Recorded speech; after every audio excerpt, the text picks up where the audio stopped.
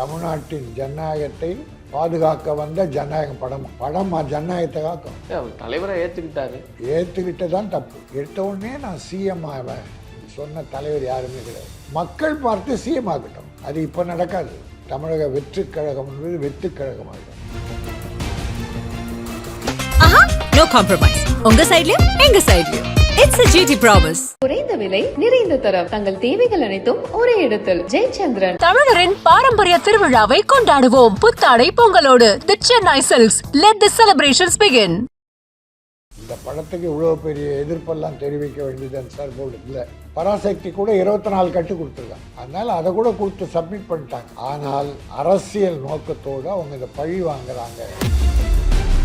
இது ஒரு 500 கோடி மொத்த செலவுன்னு சொல்கிறாங்க. அதை ஒரு 400 கோடியே வைங்க. அது 250 கோடி விஜய்க்கு போயிடுச்சு. மீதி 150 கோடி பட செலவு. அது சரியான நேரத்தில் ரிலீஸ் ஆகிருக்கணும். ஆனால் அதுக்கு மொத்த காரணமும் மத்திய அரசு சென்சார் போர்டு. அதுக்கு விஜய் குரல் கொடுத்துருக்கணும். இது வரைக்கும் பேசாமல் இருக்கார். அதனால் இது தயாரிப்பாளர்களுக்கு ஏற்படுகிற மிகப்பெரிய சுமை, ஒரு பழிவாங்கல்.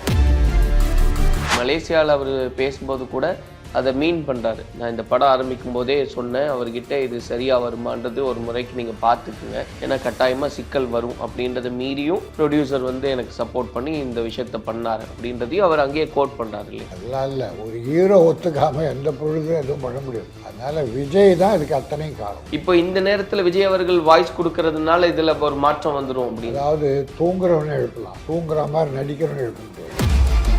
சென்சார் போர்டு இவ்வளவு தீவிரமா ஒரு படத்துக்கு எதிராக இருக்காங்க, இல்ல அதுக்கு அனுமதி மறுக்கிறாங்க அப்படின்றது இதுக்கு முன்னாடி ஏதாவது ஒரு படத்துக்கு நடந்திருக்கா இவ்வளவு தீவிரமா? குற்றப்பத்திரிகைன்னு ஒரு படம், செல்வமணி டைரக்ஷன், அது படமே வராமல் போயிடுச்சு. கடைசி வரைக்கும் கொடுக்கல. ட்ரெய்லர்ல அவர் கடைசியில் அரசியல்வாதிகளை சவுக்கால் அடிக்கிறாரு, இதெல்லாமே ஒரு காரணம் அப்படின்னு. இதெல்லாம் பொய் காரணங்கள். ஏன் சவுக்கால் அடிச்சதே இல்லையா யாரும்? எந்த படத்துக்கும் ஒரு ப்ராப்ளம் வரதில்லை. இது அரசியல் ஒன்றிதான் காரணம். சாயந்தரமே அமித்ஷாவை பார்த்து நான் கூட்டணிக்கு வர்றேன் அப்படின்னு ஒரு வார்த்தை சொன்னால் நாளை காலையில் 10 மணிக்கு சர்டிஃபிகேட் போய்டும். கலாட்டா நேயர்களுக்கு வணக்கம். நான் சரவண ராம்குமார். இன்று நம்மோடு கே ராஜன் அவர்கள் இணைஞ்சிருக்காரு. அவர்கிட்ட தான் பேசுறதா இருக்கும். பேசுவோம் சார். வணக்கம். வணக்கம் சார். ஜனநாயகன் திரைப்படத்திற்கு தொடரக்கூடிய அந்த சிக்கல்கள் அப்படின்றத எப்படி பார்க்குறீங்க? முதல்ல ஜனநாயகம் என்பது ஒரு தயாரிப்பாளருடைய ஏறக்குறைய ஒரு 500 கோடி ரூபாய் செலவில் எடுக்கப்பட்ட படம். அதனால் தயாரிப்பாளர்கள் இன்றைக்கி மிக சிரமத்தில் இருக்காங்க. யாராலும் எதுக்காகவும் தயாரிப்பாளருக்கு தொல்லை வரக்கூடாது. இது ஒரு 500 கோடி மொத்த செலவுன்னு சொல்கிறாங்க. அதை ஒரு 400 கோடியே வைங்க. அது 250 கோடி விஜய்க்கு போயிடுச்சு. மீதி 150 கோடி பட செலவு. இருந்தாலும் தயாரிப்பாளருக்கு மிக சுமை. அது சரியான நேரத்தில் ரிலீஸ் ஆகிருக்கணும். ஆனால் அதுக்கு மொத்த காரணமும் மத்திய அரசு சென்சார் போர்டு. ஏன்னா 19ஆம் தேதியே அவங்க படம் பார்த்துட்டாங்க. 22ஆம் தேதி கட்ஸ் எல்லாம் சொல்லி இவங்களும் கட்ஸு கொடுத்து யூஏ சொல்லிட்டாங்க. 24ஆம் தேதி சர்டிஃபிகேட் வரும் நினைக்கும் போது போகல. என்னன்னு கேட்டால் பதில் இல்லை, மெயிலில் போடுறாங்க. பிறகு அவங்க கோர்ட்டுக்கு போயிடுறாங்க. இல்லை என்ன பிரச்சனைன்னா, முதல்ல ஒரு ப்ரொசீஜர் வச்சுருக்காங்க. சென்சார் பார்த்து சர்டிஃபிகேட் வர வரைக்கும் தேதி அறிவிக்கக்கூடாது, ரிலீஸ் தேதி அறிவிக்கக்கூடாது. அது வழக்கம். ஆனால் இவங்க சென்சார் பார்த்து முடித்த உடனே ஒரு நம்பிக்கையோடு தேதி 9ஆம் தேதின்னு அறிவிச்சிடறாங்க. ஆனால் அதுக்கு பின்னால் இவரை விஜய் பிராக்கெட் போடுறதில் மத்திய அரசு கவனமாக இருக்குது. ஏதாவது ஒன்றில் மாட்டுவாரான்னு அவங்க பார்த்துக்கிட்டு இருக்காங்க. அதனால் இந்த அனௌன்ஸ் பண்ணதை வச்சு உடனே அது ரிவைசிங் கமிட்டி அப்படின்ட்டாங்க. அவங்க கோர்ட்டுக்கு போயிட்டாங்க. இப்போ சிக்கல் மேலே சிக்கல் வந்துட்டு. ஆக இது ஒரு தயாரிப்பாளருக்கு அது விஜய்க்கு ஒன்றும் இல்லை. அவர் சம்பளம்லாம் வாங்கிட்டார். அதுலேயும் அவர் ஒரு பார்ட்னர். அவருடைய மேனேஜர், அவர் பேர் இணை தயாரிப்புன்னு வரும். அதனால் அவரும் பார்ட்னர் தான், அவரும் சொந்த படம் தான். அதுக்கு விஜய் குரல் கொடுத்துருக்கணும். இது வரைக்கும் பேசாமல் இருக்கார். அதனால் இது தயாரிப்பாளர்களுக்கு ஏற்படுகிற மிகப்பெரிய சுமை, ஒரு பழிவாங்கல். ஏதோ ஒரு உள்நோக்கம், அரசியல் உள்நோக்கம் இருக்குது. அதான் என்னுடைய கருத்து. ஆனால் அதை புரிஞ்சு வச்சிருக்காரு இல்லையா விஜய் அவர்களும்? ஏன்னா நீங்கள் மலேசியாவில் அவர் பேசும்போது கூட அதை மீன் பண்ணுறாரு. நான் இந்த படம் ஆரம்பிக்கும் போதே சொன்னேன் அவர்கிட்ட இது சரியாக வருமானது ஒரு முறைக்கு நீங்கள் பார்த்துக்குங்க, ஏன்னா கட்டாயமாக சிக்கல் வரும் அப்படின்றத மீறியும் ப்ரொடியூசர் வந்து எனக்கு சப்போர்ட் பண்ணி இந்த விஷயத்த பண்ணார் அப்படின்றதையும் அவர் அங்கேயே கோட் பண்ணுறாரு இல்லையா? எல்லாம் இல்லை, ஒரு ஹீரோ ஒத்துக்காமல் எந்த பொழுதும் எதுவும் பண்ண முடியாது. ஹீரோவை மெயின் இங்கே வந்து ஹீரோ என்ன சொல்கிறாங்களோ அதுதான் நடக்கும். அடுத்தது டைரக்டர். அதனால் ப்ரொடியூசர் பண்ணாருன்னு சொல்லி பழி அவர் மேலே போடலாம் தப்பு. தமிழ் திரையுலகம் மட்டும் இல்லை, இந்திய திரையுலகத்தில் ஹீரோக்கள் தான் டாமினேஷன். அதனால் விஜய் தான் இதுக்கு அத்தனையும் காரணம். இப்போ என்ன செஞ்சுருக்கணும்னு நினைக்கிறீங்க சார்? இப்போது சென்சார் போர்டில் இந்த பிரச்சனை இருக்குது, நீதிமன்றத்துலையும் இருக்குது.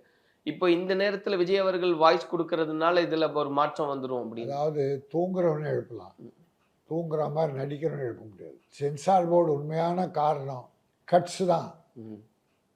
இராணுவத்துக்கு எதிராக ஒரு சிம்பல் இருக்குது, அதில் மதத்துக்கு எதிராக ஓம்னு ஒன்று இருக்குது, அதை கட் பண்ணி கொடுக்க சொன்னால் கொடுத்துட்டாங்க. ஏதோ ஒரு 12-14 கட்டுன்னு சொல்கிறாங்க. பராசக்தி கூட 24 கட்டு கொடுத்துருக்காங்க. அதனால் அதை கூட கொடுத்து சப்மிட் பண்ணிட்டாங்க. ஆனால் உள்நோக்கத்தோடு அரசியல் நோக்கத்தோடு அவங்க இதை பழி வாங்குறாங்க என்பது தான் பப்ளிக்குடைய ஒப்பீனியன். இந்த படத்துக்கு இவ்வளோ பெரிய எதிர்ப்பெல்லாம் தெரிவிக்க வேண்டியது சென்சார் போர்டு இல்லை.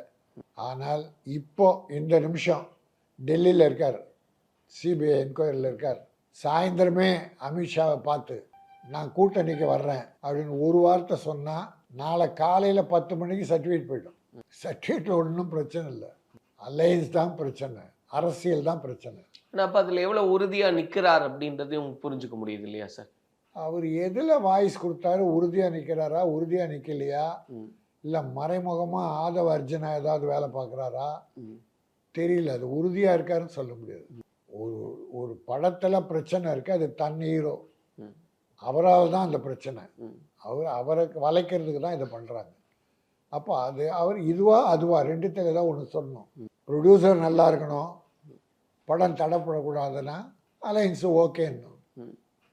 இல்லை பரவாயில்ல தடைப்பட்டால் பரவாயில்ல, நான் நஷ்டத்தை ஏற்றுக்கிறேன், எனக்கு கொள்கை தான் முடியும், ஏன்னா கொள்கை எதிரி பாரதிய ஜனதா அப்படின்னா அவர் உறுதியாக முடியாது, அதுலேயாவது ஒன்று இருக்கணும். இல்லை அதுதானே சார். இப்போ நீதிமன்றத்துக்கு அவங்க போகிறாங்கனாலே அலைன்ஸ்க்கெல்லாம் வர முடியாது, என்னை வளைக்க முடியாது, நான் நீதிமன்றத்துக்கு போய் அதை வாங்கிக்கிறேன்றது தான் அதில் இன்டைரக்டாக.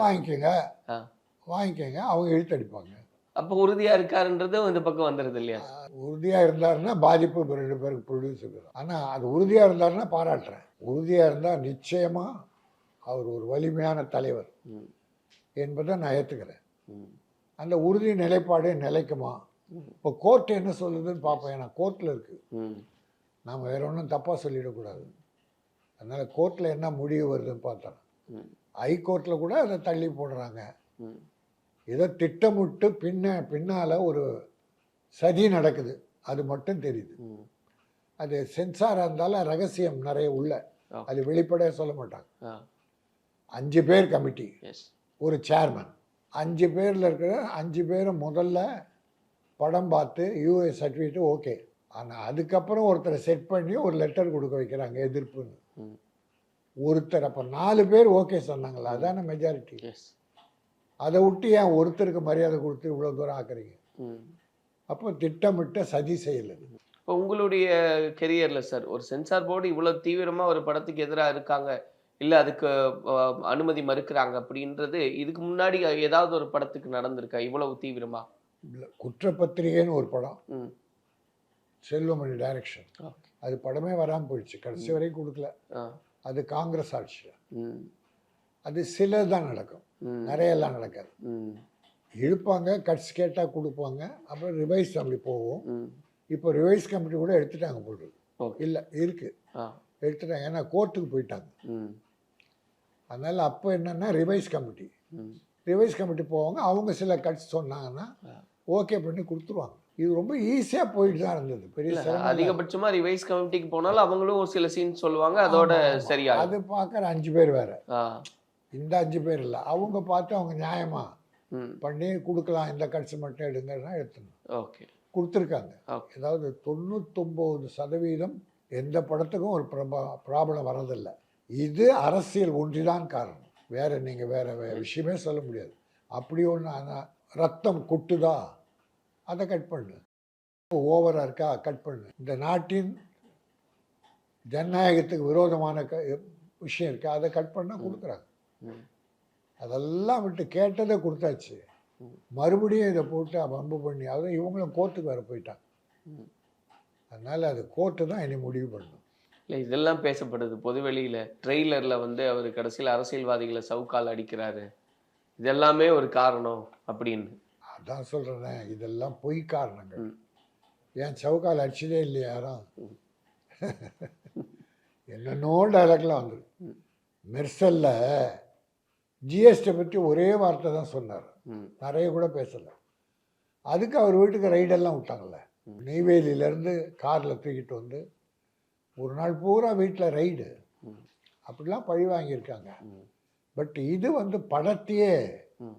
கில் பண்ணுற மாதிரி பண்ணிகிட்டு இருக்காங்க. எஸ். அது இன்னொன்று சொல்கிறாங்க, இது ஒரு பெரிய பப்ளிசிட்டி, பெரிய எதிர்பார்ப்பை மக்கள்கிட்ட உருவாக்கி பெரிய கலெக்ஷனை ஏன்னா கடைசி படம் ம். பெரிய கலெக்ஷனை காட்டணுன்றதுக்காக இப்படி நடக்குதுன்னு ஒரு பேச்சு இருக்குது. அதுக்கு இவங்களே ஆதரவாக இருப்பாங்க அப்படின்னு இருக்காங்க. ஆ. ஏன்னா அவங்க இது பாஜகவின் பி டீம்ன்றாங்க அவங்களுடைய வார்த்தைகள் சொல்லி. ஏன்னா அவங்களுக்கு பெரும்பாலும் பாரதிய ஜனதா பேக்கிங் இருக்குது, இருந்தது. கோர்ட்டு விஷயத்தெல்லாம் ஓகே. முன்னால் கரூர் சம்பவத்துக்கு டெல்லிக்கு போய் பாரதிய ஜனதா வக்கீல்கள் தான் வச்சாங்க. அதனால் இப்போ இருக்கிறது கூட பாரதிய ஜனதாவோட சப்போர்ட்டர்னு தான் சொல்கிறாங்க. அதனால் அந்த கட்சியுடைய பேக்கிங் இருக்குது. அவங்க ரெண்டு பேரும் செட்டப் பண்ணி தான் இது பெரிய பூஸ்ட் பண்ணுறாங்க, ம். பெரிய கலெக்ஷன் காட்டுறதுக்காக பண்ணுறாங்கன்னு ஒரு பேச்சு அடிபடுது. ஸோ ஆனால் அது நீங்கள் அப்படி இருக்குன்றது பார்க்குறீங்களா சார்? ஏன்னா ஜனநாயகன் வந்து இழுபறியாக வர்றதுக்கு டிலே ஆகிறதுக்கு காரணமே ஜனநாயகன் தான் அப்படின்றது. இல்லை இல்லை, இருக்கலாம் இருக்கலாம். இருக்கலாம். ஆ. ஏன்னா நம்ம உறுதியாக எதுவுமே சொல்ல முடியாது. ம். அப்படியே இருக்கலாம். சரி. உங்களுக்கு செங்கோட்டையன் ம். ஒரு பேட்டி கொடுக்குறாரு மலேசியா நிகழ்ச்சிக்கு அப்புறம். தமிழ்நாட்டின் ஜனநாயகத்தை பாதுகாக்க வந்த ஜனநாயகமா? தமிழ்நாட்டின் ஜனநாயகம் என்ன கெட்டு போச்சு? தமிழ்நாட்டில் ஒன்றும் ஜனநாயகம் கெட்டே போகல. எல்லா தாய்மார்களும் அலுவலகம் போகிறாங்க, வீட்டுக்கு வராங்க, பத்திரமா இருக்காங்க. அங்கொன்று இங்கொன்றுமா இதான் நடக்குது, எல்லா காலம் நடந்திருக்கு. ம். இந்த தேசத்தின் எல்லா மாநிலத்தில் நடந்திருக்கு, ம். தமிழ்நாட்டில் தான் நடக்கலை. அதை போய் ஒரு செங்கோட்டை 50 வருஷம் அனுபவசாலி, ஒரு எம்ஜிஆரை தலைவராக கொண்டவர், இன்றைக்கி போய் விஜயை தலைவராகிட்டு ஒரு பேட்டி கொடுக்குறாரு. தமிழ்நாட்டின் ஜனநாயகத்தை பாதுகாக்க வந்த ஜனநாயகம் படமா ஜனநாயகத்தை காக்கும். அவர் தலைவராக ஏற்றுக்கிட்டாரு. ஏற்றுக்கிட்ட தான் தப்பு. உன் அனுபவம் என்ன, யாரை தலைவராக ஏற்றுக்கிட்ட? ம். அது மட்டும் இல்லை, இன்னொரு விஷயம், எடுத்த உடனே நான் சிஎம் ஆவேன் சொன்ன தலைவர் யாருமே கிடையாது. மக்களுக்கு சேவை செஞ்சு கட்சி ஆரம்பிக்கணும், தப்பு இல்லை. மக்களுக்கு சேவை செய்யணும். என்ன செய்வேன், மக்கள் சிரமம் என்ன, இது தீர்க்கறதுக்கு என்ன கொள்கை, இந்த கொள்கையை எப்படி நடைமுறைப்படுத்துவேன் அப்படிலாம் சொல்லிவிட்டு எலெக்ஷன் நின்று ஓட்டு போட்ட மெஜாரிட்டி வந்தால் அந்த எம்எல்ஏக்கள் அவங்க கட்சி தலைவரை யார் சிஎம் ஆக்கும். இதுதான் இதுவரைக்கும் நடைமுறை. ஆனால் எடுத்த உடனே முதல் கோரிக்கை நான் முதலமைச்சர் அப்படின்னு சொன்ன தலைவர் யாருமே கிடையாது இது வரைக்கும். என்டிஆர் கூட நான் தலைவர்னு வரல, காங்கிரஸ் எதிர்த்து நின்னார், மக்கள் ஓட்டு போட்டாங்க, அவரை கடவுள்னாங்க, அவர் சிஎம் ஆனார். எம்ஜிஆர் அவர் திடீர்னு ஒன்றும் தலைவராக இல்லை, காங்கிரஸில் இருந்தார் ஃபஸ்ட், பட்டெல்லாம் கூட போட்டார். பிறகு அண்ணா மேலே பற்று வந்து திமுகவுக்கு வந்தார். திமுகவில் 15 வருஷமாக பொருளாளராக இருந்தார். பிறகு எம்எல்ஏ ஆனார், சிறுசேமிப்புத்துறை துணைத் தலைவரானார். பிறகு கலைஞருக்கு அவருக்கு கருத்து வேறுபாடு, கட்சி பிரிஞ்சது, மக்கள்கிட்ட போனார், மக்கள் அவருக்கு வாக்களித்தாங்க, பெருவாரி முதலமைச்சர் ஆனார். எம்எல்ஏ கேட்டார், அவர் நான் முதலமைச்சர் ஆவான்னு அந்த மாபெரும் தலைவரை சொல்லலை.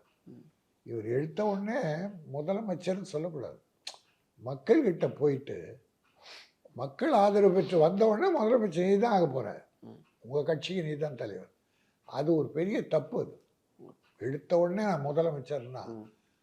அப்புறம் வந்து இன்னைக்கு சிஎம் மு.க. ஸ்டாலின் தளபதி, அவரை போய் அங்கிள் சார் அப்படிலாம் பண்ணக்கூடாது. அவருடைய அனுபவம் என்ன, இன்னைக்கு மக்களால் தேர்ந்தெடுக்கப்பட்ட ஒரு முதலமைச்சர். குடும்பம் பண்ணையார் அது இதெல்லாம் வேறு விஷயம். மக்கள் ஓட்டு போடுறாங்க, தேர்ந்தெடுக்கிறாங்க, முதலமைச்சராக துணை முதலமைச்சராக ஆக்குறாங்க. அதை வந்து அங்கிள்னு ஒரு தலைவர் ஆகிட்ட பிறகு நடிகரை ரொம்ப சொல்லலாம், தலைவர் ஆகிட்ட பிறகு அப்படி சொல்லக்கூடாது. அப்படி சில விஷயம்லாம் சின்ன சின்ன பண்ணுறாரு. ஆனால் இப்போ பண்பட்டு வர்றாரு, அனுபவம் பெரிய அனுபவம் வந்துக்கிட்டு இருக்கு. நல்ல தலைவராக வரட்டும், மக்கள் பார்த்து சிஎம் ஆகட்டும். அது இப்போ நடக்காது, அடுத்துதான் அது உழைக்கணும். 26ல் அது நடக்கிறதுக்கு வாய்ப்பு இல்லை, வாய்ப்பே கிடையாது. ஏன்னா திமுக ஒரு மாபெரும் கட்டுப்பாடு மிக்க கட்சி, அதிமுகவும் அப்படிதான். இவர் எடை போடுற மாதிரி கிடையாது. இப்போ அதிமுகவும் விரோதம் பண்ணிக்கிறார். அவர் எடப்பாடியார் வந்து ஒரு கொடியை ஒரு கூட்டத்தில் காட்டினாங்கன்னு பிள்ளையார் சொல்லி போட்டு விட்டது, தாவேக்கா கூட்டணிக்கு வந்து விட்டதுன்ற மாதிரி பேசினார். அவர் பெரிய வீக்னஸ். இப்போ அதுக்கும் ஒத்து போகல, பாரதிய ஜனதாவுக்கும் ஒத்து போகல. இப்போ எதிர்த்து நிற்கிறாரு, நல்லது, அதுதான் நல்லது. ஒரு விதத்தில் உறுதியாக இருக்கிறதா, அதுதான் நல்லது. அது இருக்கணும், ஒரு தலைவருக்கு இருக்கணும். நாளைக்கு பிடிச்சி ஜெயிலில் கூட போடுவாங்க, என்ன ஒன்றா பண்ணுவாங்க.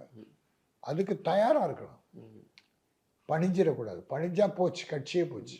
தமிழக வெற்றி கழகம் என்பது வெத்து கழகம் ஆகிடும். அதனால் உறுதியாக இருந்தாருன்னா எதிர்காலம் உண்டு. அது எப்படின்னு எனக்கு சொல்ல தெரியல, பட் உறுதியாக இருக்கிறத நான் பாராட்டுறேன். ஆனால் உங்கள் அளவில் இப்போ நீங்கள் பார்க்கும்போது 26ல் அவர் வெற்றி பெறுவதற்கான வாய்ப்போ, ஏன்னா குறைஞ்சபட்சம் அவர் எதிர்கட்சி தலைவராலாம் வந்துடுவார் அப்படின்லாம் பேசுகிறாங்க.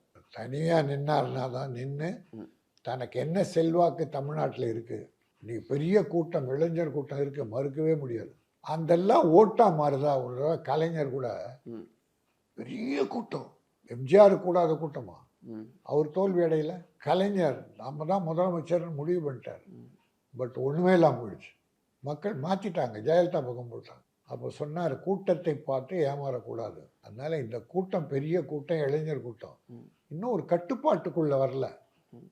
அது கட்டுக்கடங்கா கூட்டமாக இருக்குது, இன்னும் ஒரு பயிற்சி வரல அவங்களுக்கு.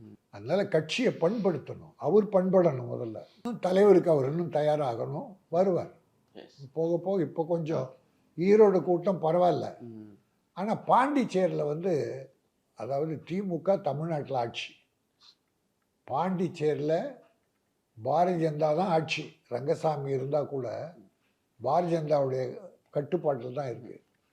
அங்கே போய் திமுகவை திட்டுறாரு. அப்புறம் நான் தான் தூயவன், அவர் தீயவர்கள். 50 வருஷமாக கட்சி அற்புதமாக நடத்தி மக்களின் ஏகோபித்த வெற்றியை பெற்று இன்றைக்கி ஆட்சி நடத்துகிற, மக்களின் ஆதரவை பெற்றிருக்க கட்சியை போய் ஒரு தீய கட்சி அப்படின்னு இன்றைக்கி பிறந்த குழந்தை பெற்ற அப்பாவை குறை சொல்கிற மாதிரி இருக்குது. ஒரு யானையை பார்த்து பூனை வரையா சண்டைக்குன்ற மாதிரி இருக்குது. இன்னும் தயாராகலை, அதான் வருத்தம் எனக்கு, வேற ஒன்றும் இல்லை. கொஞ்சம் கட்டுப்பாடாக பேசணும். எழுதி கொடுக்குறவங்க அப்படி எழுதி கொடுக்குறாங்க, வேற ஒன்றும் இல்லை. நிறைவா சார், இந்த ஜனநாயகனுக்கு இருக்கக்கூடிய அழுத்தம், இந்த சட்ட போராட்டம், இதெல்லாம் அரசியலில் ஒரு தாக்கத்தை ஏற்படுத்தும் இந்த படம் வெளி வரும்போது அப்படின்னு ஒரு கருத்து சொல்கிறாங்க. அப்படி பார்க்குறீங்களா?